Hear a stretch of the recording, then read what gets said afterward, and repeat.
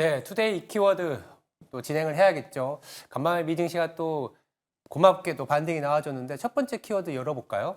오늘의 첫 번째 키워드입니다. 위기 대 안도. 위기는 경제 침체를 얘기하는 맞습니다. 건가요? 이 위기와 안도 사이에서 줄타기를 하는 듯한 느낌을 계속 받고 있는데요. 여기에 대한 이야기로 시작을 해보도록 하겠습니다. 하루는 오르고 그 다음 날은 다시 하락이 다시 또 올라오고 그래서 더욱더 알 수 없는 시장이었는데 지금이 저점인지 그래서 들어가야 하는지 오늘은 일단 그 고비는 넘긴 듯 했습니다. 데이터 확인해 보겠습니다. 주간 신규 실업 수당 청구 건수가 전주에 비해서 줄었습니다. 지난달 실업률이 4.3%로 뛰어오른 상황이라서 월간은 신규 실업자 수에 굉장히 민감했었는데요. 일단 이번 주말에는 안도의 한숨을 내쉴 수 있게 됐습니다. 여기에 대해서 연준의 대변인이라고 불리는 닉 기자가 SNS에 글을 올렸습니다. 이번 지표를 보고는 arresting fears라고 표현을 했는데요.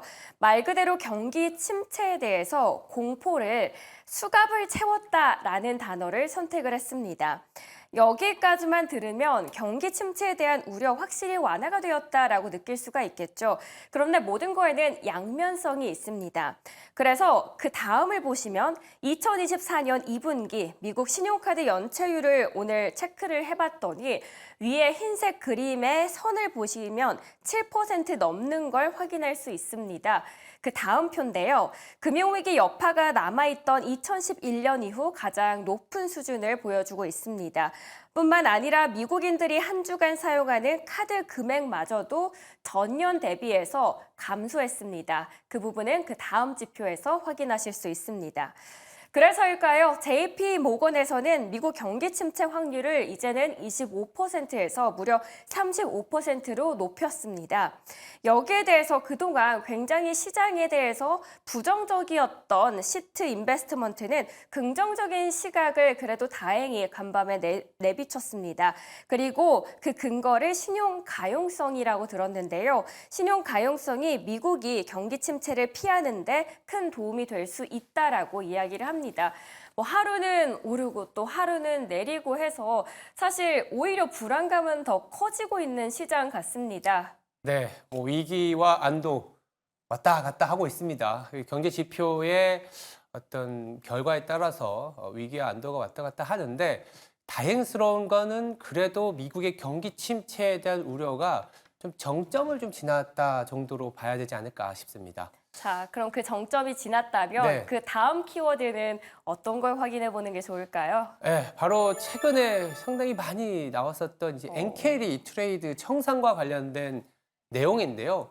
사실 월가도 모른다입니다. 모르지만 뭐 JP 모건 추산으로는 약간 75% 정도 청산이 된 것 같다. 이렇게 추산을 하고 있고 그 규모에 대해서도 사실 뭐 도이치방크, 뭐 JP 모건 더불어서 이제 롬바르드 리서치에서는 엔캐리 자금이 1조 달러가 좀 넘는다 이렇게 추산하고 있습니다. 22년 말 이후에 일본 내 차입을 좀 추산해 봤더니 그렇다라는 건데 모든 어떤 분석 기관이 다 얘기하는 게 규모는 추산해 보지만 이게 현실적으로는 잘 가늠이 안 된다 정도입니다.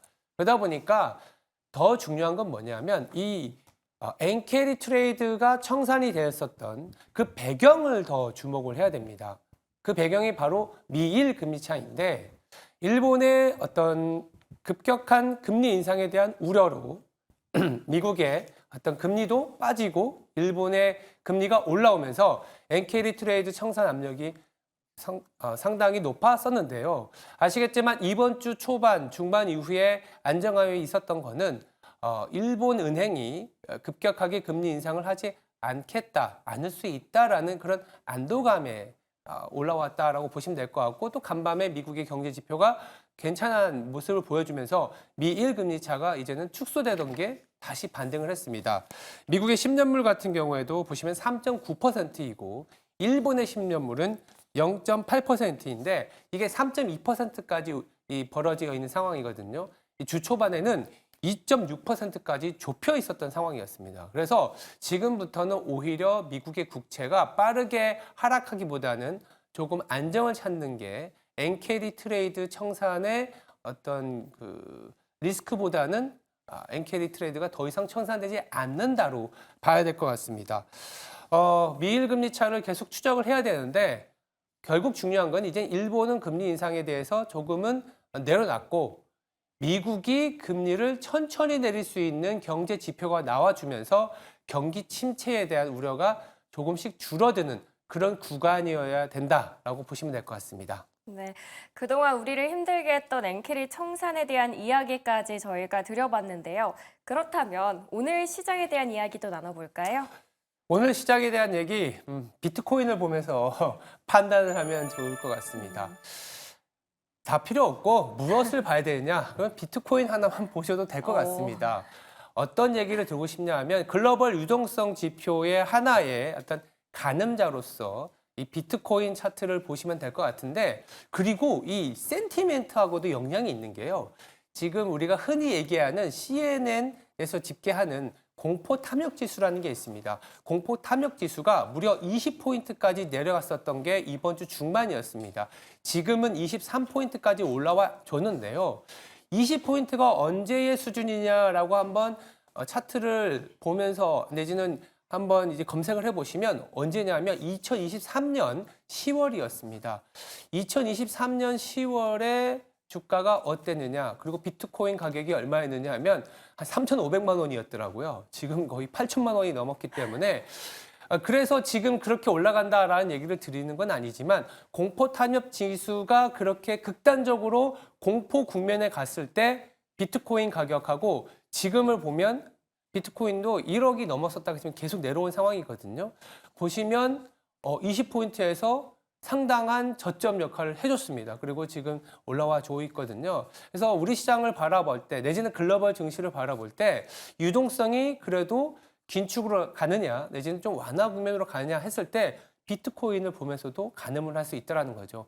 24시간 365일 거래되기 때문에 뭐 비트코인 같은 경우에 조금 챙겨볼 필요도 있다라는 생각이 들고요. 저도 뭐 어제부터 조금씩 사봤습니다. 그런데 왜 사봤냐 하면 좀 들여다볼 수가 있으니까. 들여다보면서 시장의 센티멘트가 얼마나 움직이는지 그리고 공교롭게도 간밤에요. 엔비디아를 비롯한 반도체 지수가 급등을 해줬습니다. 미국의 경기 침체 우려가 조금은 낮아지고 그리고 성장에 대한 기대치가 현실화된 상황에서 이제는 유동성이 좀 풀려나간다. 그랬을 때 반도체가 그동안 약간 천덕꾸러기와 같은 역할을 했는데 다시 주도업종 내지는 시장의 버팀목 역할을 해줄 수 있다는 거에서도 비트코인의 가격을 통해서도 확인해 볼 수 있겠다라는 얘기 좀 전해드립니다. 마침 주말이지 않습니까? 주식 시장은 쉬지만 비트코인 맞아요. 시장은 말씀해 주셨듯이 24시간 365일 돌아가기 때문에 이 흐름을 체크하시면서 다음 주는 어떻게 흐름이 변할지 보시면 좋겠습니다. 투데이 이 키워드 시간 함께했습니다.